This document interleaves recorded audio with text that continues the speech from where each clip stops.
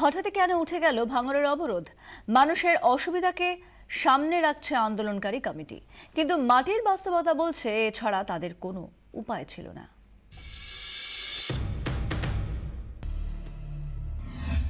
ভাঙড় যখন চিন্তার কারণ হয়ে উঠছে তখনই মেঘ না চাইতেই জল, হঠাৎই উঠে গেল অবরোধ।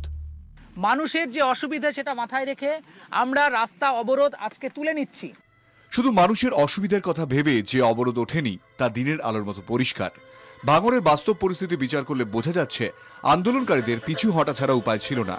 পাওয়ার গ্রিডের বিরুদ্ধে জনমত গড়তে এমন কিছু তথ্য প্রচার করা হয়েছিল, তার সত্যতা নিয়ে শিক্ষিত মানুষের মধ্যেই প্রশ্ন ওঠে। ভারতবর্ষে তো পাওয়ার গ্রিড গেছে, কোথাও তো সন্তান হতে অসুবিধা হয়নি, কোথাও মাছ চাষে অসুবিধা হয়নি, কোথাও ধান উৎপাদনে অসুবিধা হয়নি।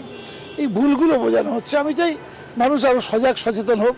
আন্দোলনের নেতৃত্বে যারা, সেই সিপিআই-এমএল রেড স্টারের সংগঠন এই রাজ্যে 2-3 জনের মধ্যে সীমাবদ্ধ। এলাকার শিক্ষিত সমাজ সুনাগরিক মঞ্চ আন্দোলন থেকে সরে যায়। শুরুতেই সব সংগঠনকে নিয়ে একটি সংহতি মঞ্চ তৈরি করে সিপিআই-এমএল রেড স্টার, কিন্তু পাওয়ার গ্রিড নয়, পুলিশি সন্ত্রাসী ছিল বাকি সংগঠনগুলির আন্দোলনের লক্ষ্য। আন্দোলনের রাশ নিজেদের হাতে রাখতে লাগাতার চেষ্টা করে গেছে সিপিআই-এমএল রেড স্টার।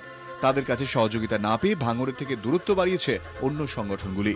ভাঙড়কে চারিদিক থেকে ঘিরে রেখে পরপর গ্রেফতার করে আন্দোলনকারীদের উপর লাগাতার চাপ বজায় রেখেছে পুলিশ প্রশাসনও।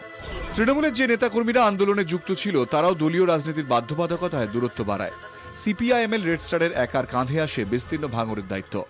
লাগাতার অবরোধে অতিষ্ঠ সাধারণ মানুষের একাংশ ধৈর্য হারাতে শুরু করে। ব্যবসা মার খাওয়ায় চাপ দিচ্ছিলেন ইটভাটার মালিকরাও। পরিস্থিতি বিচার করতে শুক্রবার সকালে একবার বৈঠক করে জমি জীবিকা বাস্তুতন্ত্র পরিবেশ রক্ষা কমিটি। তারপরেই অবরোধ প্রত্যাহারের ঘোষণা, যদিও আন্দোলন উঠছে না বলে জানিয়ে দিয়েছে তারা।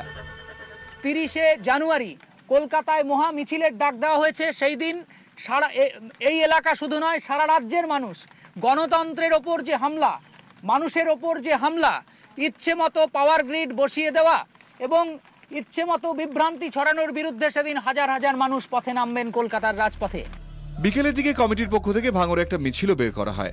24 ঘন্টার জন্য ক্যামেরা দীপঙ্কর দাশগুপ্তের সঙ্গে বিক্রম দাস ও সিজের মণ্ডলের রিপোর্ট, ভাঙড়।